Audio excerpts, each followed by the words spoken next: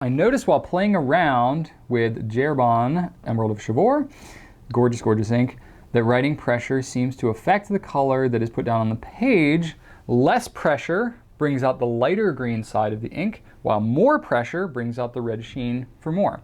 Is this usual? Would writing pressure affect the shading on all inks? Okay, so you got kind of two different parts of your question here, talking specifically about Emerald of Chivor and then just inks in general.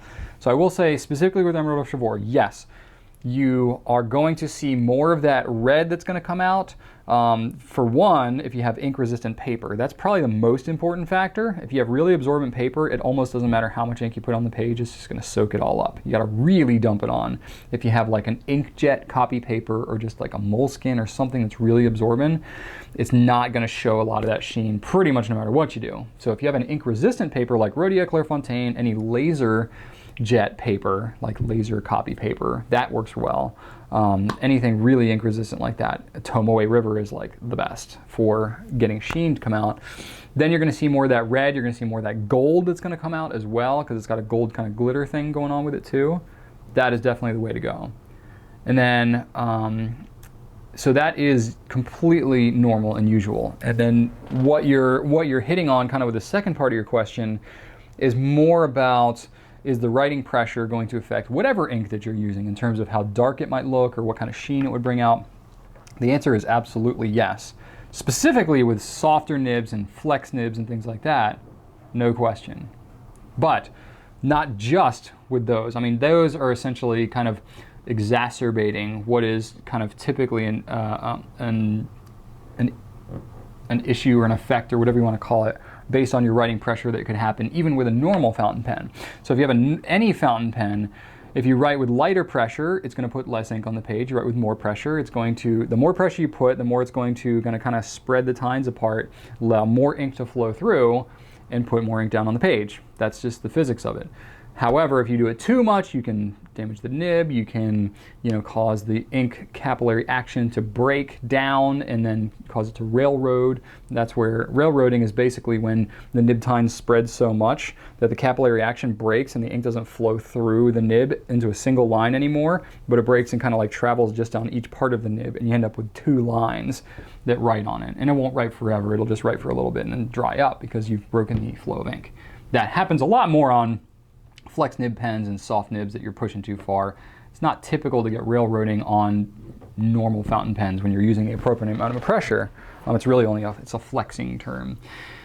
So that said, yes, it definitely is a factor. And even with inks that don't have like a sheen or anything to it like that, typically what you'll see when you write with more pressure is the ink will be darker and more saturated with the more pressure you use as opposed to a lighter pressure.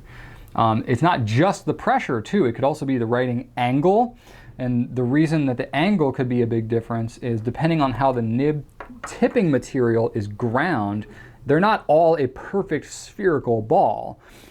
Sometimes there's some handwork that's involved in kind of honing them. Sometimes the way that it's tipped and honed and stuff like that can be different from one pen to another, and they can have kind of a sweet spot. Like the Lamy 2000 is one that is kind of notorious for having kind of its own sweet spot, and those nibs are ground at kind of a specific shape that is kind of different from some other fountain pens.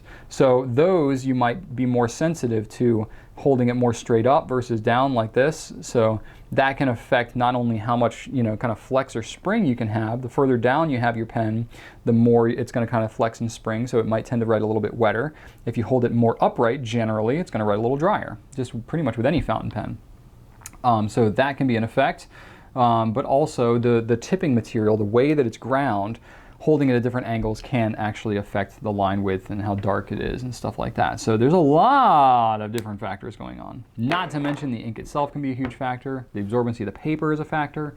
Your writing speed even can be a factor. If you're writing really fast, it's not going to be probably quite as wet as you would if you were writing a little bit slower and more intentionally. So there can be a lot of things that can affect how an ink looks when you put it down on the page, even with the same nib size. Literally, I'm not joking. Maybe I should shoot a video on this sometime, but I will use the exact same pen, ink, paper as my wife, Rachel. She holds her pen very differently than I do. She writes with a different angle, different writing pressure, everything. She writes completely differently than I do.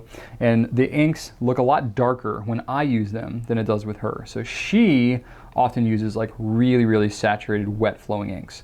Whereas I will have a tendency, I mean, I still enjoy those, but I don't need those quite as much as she does, because just the way that she writes tends to put a little bit less ink down on the page. So it's amazing how different an ink can look, even just all else the same, just me writing versus her, how that can look differently. So that is a huge factor, and that is part of why when you read reviews and you are seeing all these different opinions that people have, people will be absolutely adamant about how one ink performs or how one pen writes, and then someone else will be equally as adamant with a completely differing opinion. And the fact is they're both right, because they're just having two different experiences based on a variety of these different factors. So it's one of the things I love, but also one of the things I hate about fountain pens is it's so personal and unique an experience writing with one pen to another, depending on who you are and how you write. But that also makes it completely maddening when you're trying to like find this very consistent kind of predictable experience that you read about other people having, and then you try it for yourself and it might be different. Sometimes better, sometimes worse. You never know until you kind of try it. So that's just kind of the roll of the dice when you're dealing with fountain pens. But it's you know, it can be a factor there for sure. Lots of different things going on. So you know, it's just, you gotta love it. Gotta love it.